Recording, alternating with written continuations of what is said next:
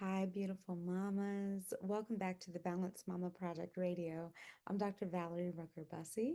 I'm a physical therapist, yoga instructor, mama, and together with Dr. Lisa and Dr. Saya, we created this space so that you feel supported, seen, steady all throughout your journey of pregnancy, postpartum, and beyond. So today, I want to talk about some of the most common questions that I hear from women about the pelvic floor, exercise during pregnancy, and something we don't talk about nearly enough, which is that mental and emotional load of motherhood. So, whether you're listening on your morning walk, folding laundry, or just taking a few minutes to yourself, I'm glad you're here. So, let's just dive straight on in. The first question that I hear quite often is, do I really need to think about my pelvic floor during pregnancy? Okay, so this is why this is such a fascinating question for me because a lot of times we associate the pelvic floor with immediately thinking about Kegels. I want to start off and back up and go to the foundation of the pelvic floor. What is the pelvic floor?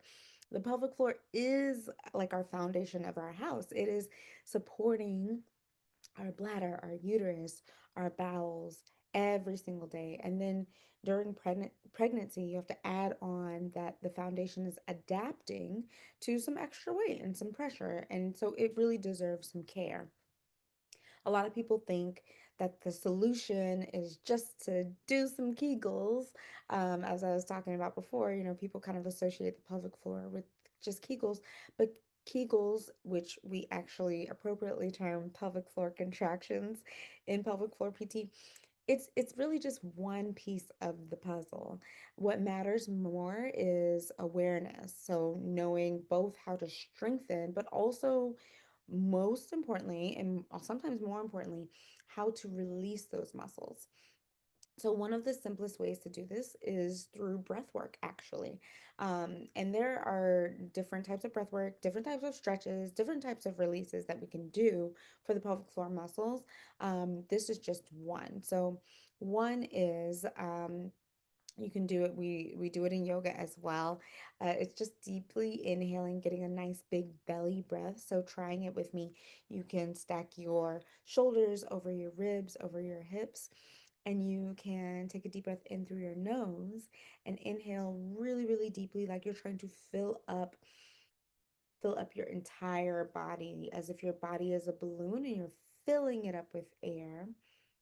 And you should really feel that lower uh, abdomen. You should feel those ribs expanding on that inhale. And then as you exhale, you're slowly blowing out through your mouth like you're blowing out a candle. And you can gently begin to draw in that pelvic floor upward and inward. So in and up, in and up. And actually, in yoga, when we do this type of breath work, when you're doing that exhale and you're um, drawing that pelvic floor in and up, that's called the root lock, which is mula bandha. And so, really, just kind of storing those energies down there at the base of the spine and the pelvis. And this, from a PT perspective, helps with the coordination of your breath and the movement of your pelvic floor.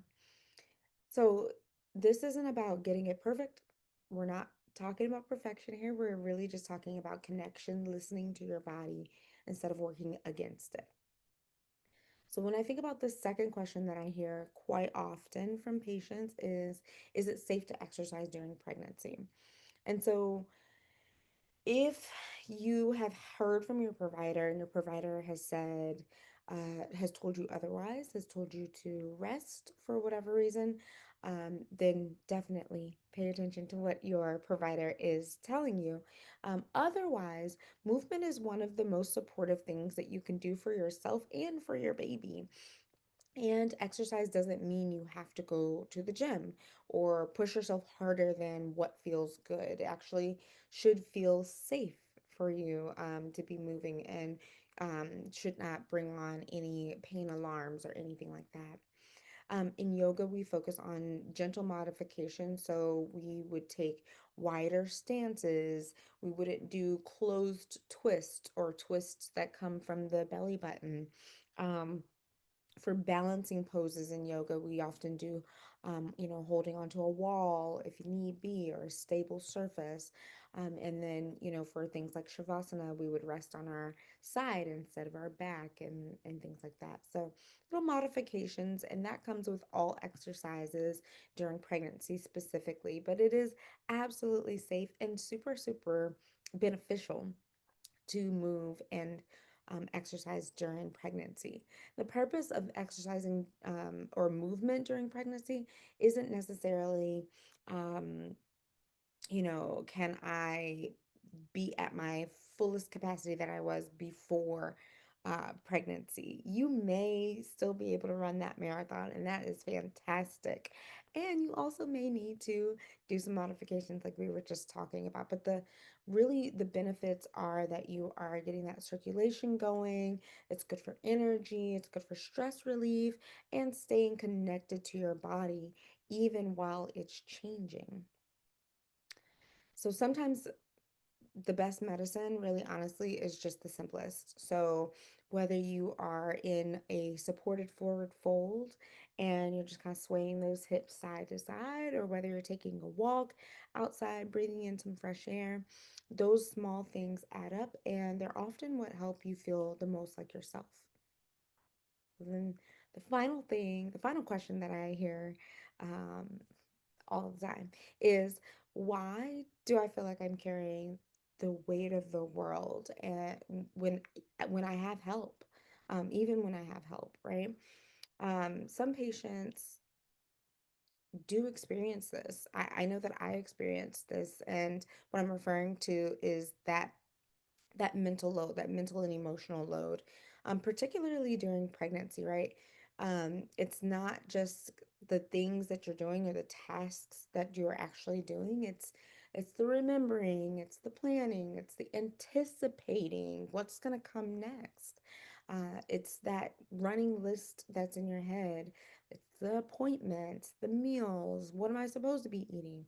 All of these things, the emotional check-ins, all of these things that add up. And it makes it really, really tricky because even when we have help, sometimes that constant hum in the background can drain you over time without you even noticing, right? Until some signs of burnout or some signs of over fatigue or over exhaustion come about.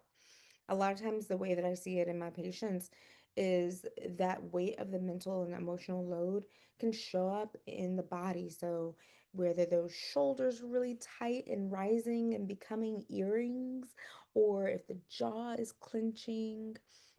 I know during my pregnancy, I kid you not, I accidentally cracked a tooth because I was clenching my jaw so much in my sleep when I was able to get sleep.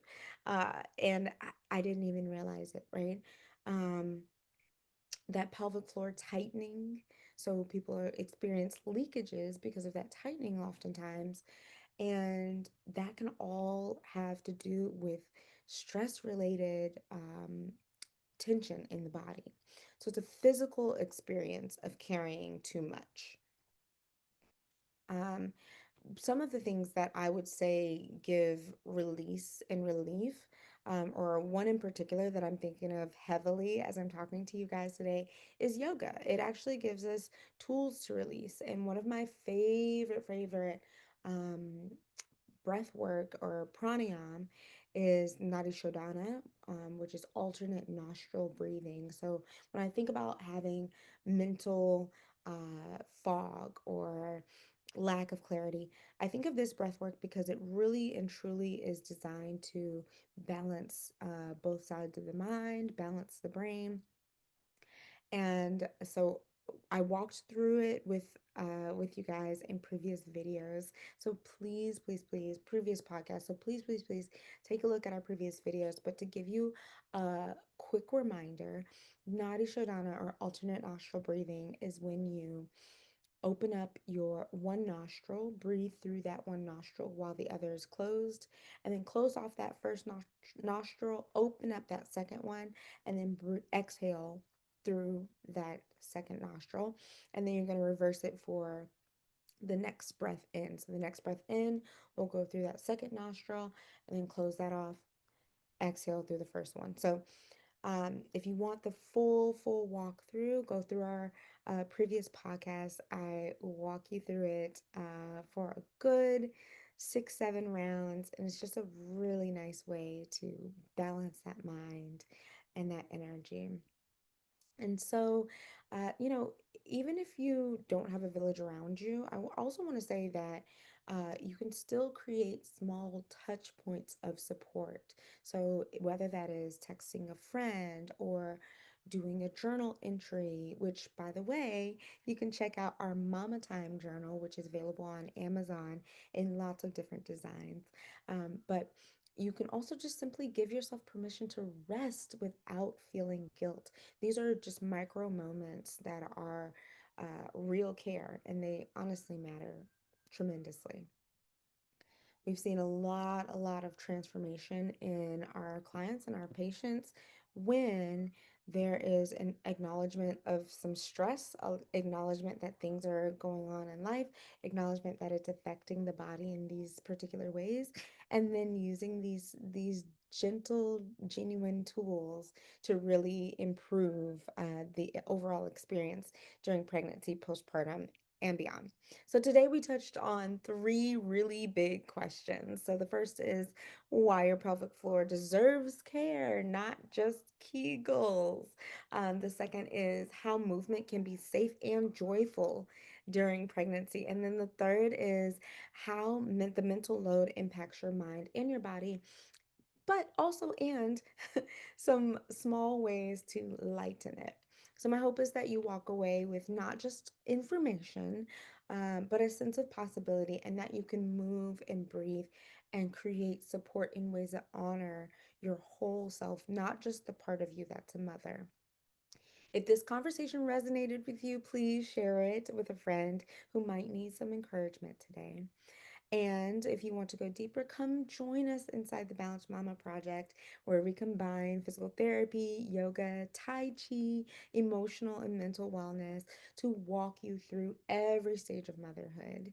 Thank you so much for being here, mamas. You matter. Your body matters. Your joy matters. So stay balanced, mamas. Until next time.